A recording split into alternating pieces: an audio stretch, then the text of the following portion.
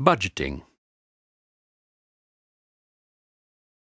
Assessing change in poultry systems requires a different approach to assessing productivity and production in a system. In economics, this means looking at the marginal impacts, not the overall system. Important factors that can change in poultry systems include feed prices, labor prices, technology such as housing, breeds, feeding systems and harvesting systems, and animal health status. To assess change, we first need to estimate the marginal or additional increases in inputs and outputs. We then need to check the market prices and accessibility for inputs and outputs. Finally, we compare the marginal or additional benefits against the marginal costs. Partial budgeting is a tool used to assess small changes of short duration. It is based on additional costs and additional benefits, and is a practical tool for the application of marginal costs and benefits. It is used for limited time frames, such as one production cycle or 1 year.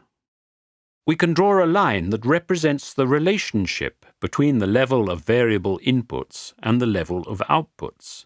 Each point on this line, in turn, represents a gross margin. As the variable inputs increase, one imagines that the level of outputs also increases. But which of these points is the best?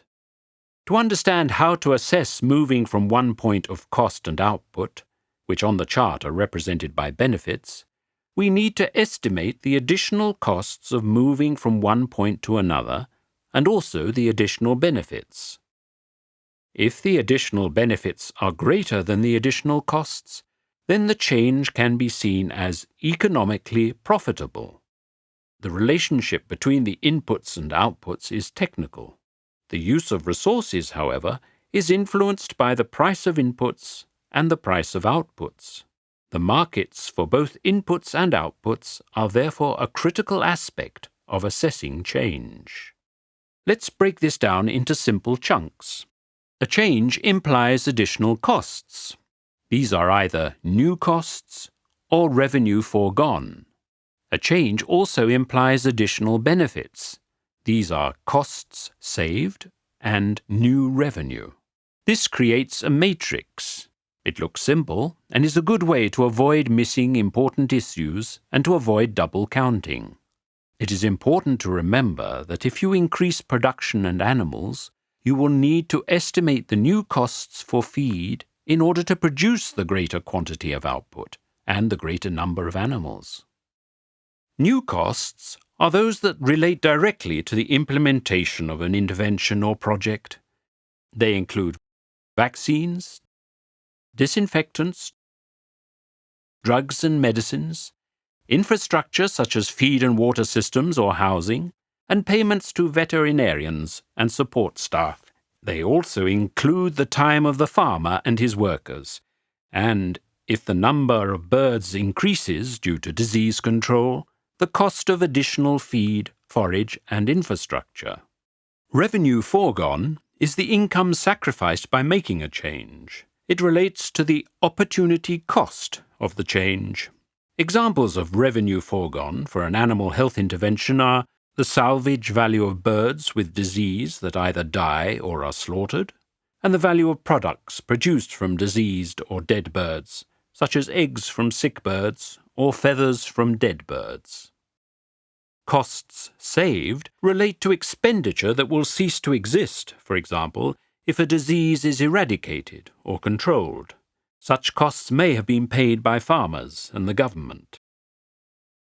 In the case of an intervention that reduces prevalence of a disease, the costs saved include the treatments and time needed to care for sick birds. In the case of a change of strategy that ends a vaccination program, the costs saved include the cost of the vaccine and the labor needed for its application.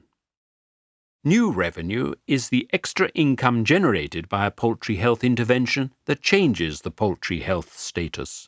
Examples of new revenue include the greater number of birds produced, the higher level of product produced, or an increase in the price of birds or products as a result of their sale in markets that give better prices. When estimating new revenue, remember that extra birds and products need feed and infrastructure. These costs need to be added to the new costs. Let us now look at a practical example. A smallholder farmer has a unit with enough space to raise 200 broilers per batch. The farmer normally buys 250 day-old chicks, expecting to lose 50 of them in the first 21 days. An improvement in the management of nutrition and health in the early period of life is predicted to reduce the mortality by a half. The farmer is interested in this change, but is unsure whether it would be worthwhile. You are asked to carry out an economic analysis to examine the economic profitability of the change. You are given the following information. The cost of the additional nutrition is 12 cents per bird. The cost of the additional medication is 5 cents per bird. A day-old chick costs $2.25. A finished bird price is $3 before the change and $3.35 after the change. The change requires spending an extra 3 days in the unit. The farmer would normally work for a local business during these days, for which he receives $7.50 per day. The feed cost per bird from day 21 until finishing weight is $1.25. This table is a partial budget analysis. It compares the additional costs and benefits of the change. There are 3 new cost items: nutrition, health, and potentially additional feed. There is 1 revenue foregone item, the sale of labor to the neighboring business. For the additional benefits, there are costs saved with the need to buy less day-old chicks and new revenue with a better price for the day-old chicks. Overall, the additional benefits are greater than the additional costs by $65.50. This change can be said to be economically profitable. An important aspect of looking at disease in a poultry system is to assess the overall impact. This is made up of 2 main components. Direct losses relate to the loss of animals, the reduced quality of animals, and changes in flock structure due to fertility problems.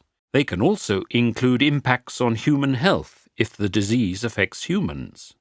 Indirect losses relate to the additional costs of surveillance, control, and prevention, as well as the loss of revenue through denied access to markets or the suboptimal use of technologies. The more we spend on surveillance, control, and prevention, the less the direct impacts. Decisions on animal health are often based on trade-offs between the costs of control and the benefits from avoiding direct impacts. Economic theories and tools are valuable here in assessing when a change may be useful. According to economic logic, if the avoidable losses are greater than the costs of a change in disease status, the investment is worthwhile. This presentation about budgeting is part 5 of a 5-part series on the economics of family poultry production.